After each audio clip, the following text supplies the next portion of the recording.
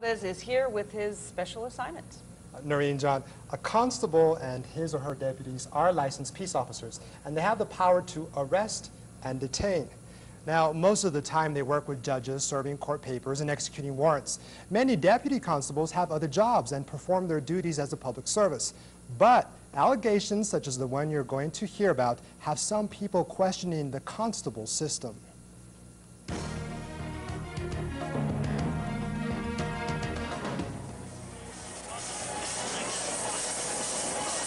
It's Friday night at the OP nightclub. This amateur video shows a lot of commotion. The downtown dance spot is known as a predominantly gay club. Inside, patrons say they feel safe and accepted. Outside the club, the parking lot is busy with partygoers coming and going. The area is well protected. OP managers provide heavy security. But on a recent night, there were other peace officers in the area as well. I don't know, at first I thought he was a gay bastard or something, because we didn't know what was going on. 23-year-old Eric wants to conceal his identity. His story starts with a kiss. Eric says he was kissing his male friend goodbye just outside of the OP nightclub when a peace officer walked up from behind and threatened to arrest him for kissing in public.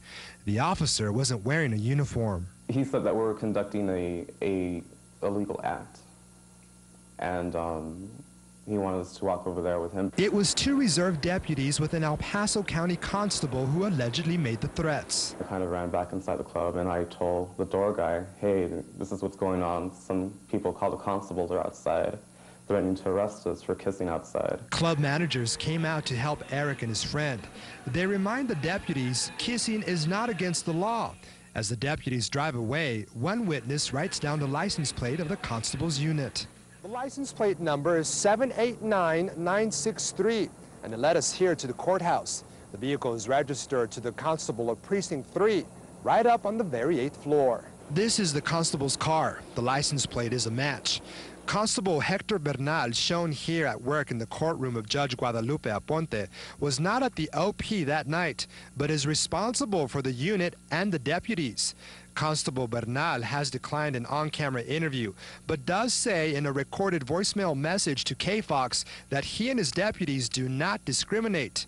Eric disagrees. They were lying about that, because I guess that deputy or whoever he was had ulterior motives in terms of what he was doing that night.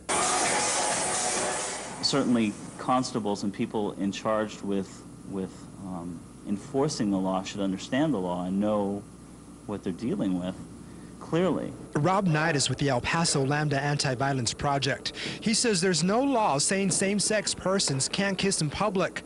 Knight says Texas has sodomy laws, but not kissing laws. Knight wonders if the deputies simply did not know the law or were harassing Eric and his friend. When they put on the uniform, any prejudices that they may have, any differences they see in individuals based on color, creed, national origin, sexual orientation, or whatever, should stay at home, and if they can't do that, then they shouldn't be wearing the uniform. They're like a mob running loose, and the poor citizen is at their mercy. El Paso Sheriff Leo Samaniego is a critic of the constable system. He's in support of current state legislation to eliminate the office. They may be well-meaning, but they don't know what the heck they're doing. The office of constable is a 4-year elected position. You don't need any type of law enforcement background when you run, but if elected, you have to meet the state peace officer requirements in less than a year. Texas constables must be licensed by the Texas Commission of Law Enforcement. Constable Bernal is licensed, but Sheriff Samaniego says the qualifications required of reserve deputies is a different story. They're untrained, they're unsupervised, unpaid. They want to play cop. And that really scared me. But according to the Texas Commission on Law Enforcement Standards and Education, deputy reserves are licensed peace officers who have gone through training. We left messages with all 7 constables in the county to talk about the training of their deputies. Aside from Bernal, no one else returned our calls. Samaniego says the constable is responsible for the actions of the reserve deputies. They had no law enforcement training.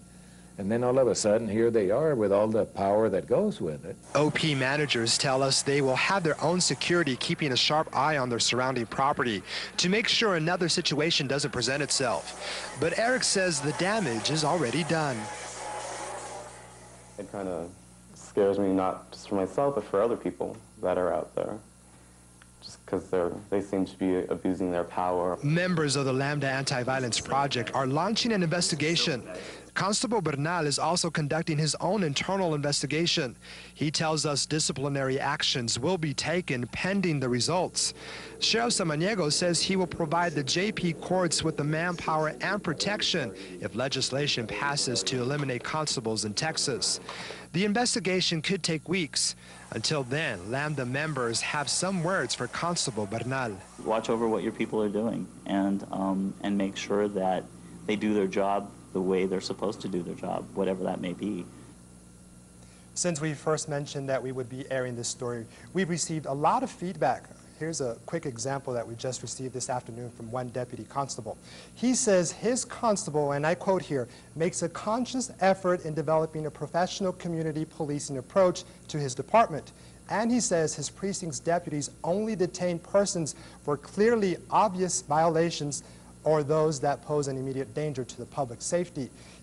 He even points to a program where deputies will make bi-weekly safety checks on people who are 65 or older. We've also heard from other viewers who've called with their own allegations of constable misconduct. Now, if for whatever reason you feel you're being harassed by law enforcers, here's what you could do. First of all, this is very important, be cooperative and respectful, whether a police officer or sheriff's deputy, constable or constable's deputy, they do have the authority of the law. Second, make sure you get the names, badge numbers, unit numbers, any information that you can use to identify the law enforcer. Third, see if there are any witnesses. And last, file a formal complaint with the department. Now, let's talk about legislation. There are two bills concerning the future of constables. One bill is stalled in the House committee as we speak, and a decision could be made any minute now. Now, tomorrow, the Senate will vote on the second bill. Of course, we will keep you all up to date on the outcome of both of the bills. And Noreen, just to show you how many different elements there are to this story, one of the constables, I think it's Constable in Precinct 6, was kind enough to send me some information on how Eric and his friend could have been arrested. It falls under the Texas law book, disorderly conduct and homosexual conduct. But we called Lambda, and they say the laws are too vague. They're saying that basically it categorizes kissing as a sexual deviant act. So a whole lot of different elements to this story. Very heated. Very heated, a lot of controversy. And just to mention, although the people in your story, they had a bad experience, that doesn't state a blanket statement. Not all constables abuse their Just powers. like in any profession, there are good, there are bad, but we really couldn't tell because the constables wouldn't comment.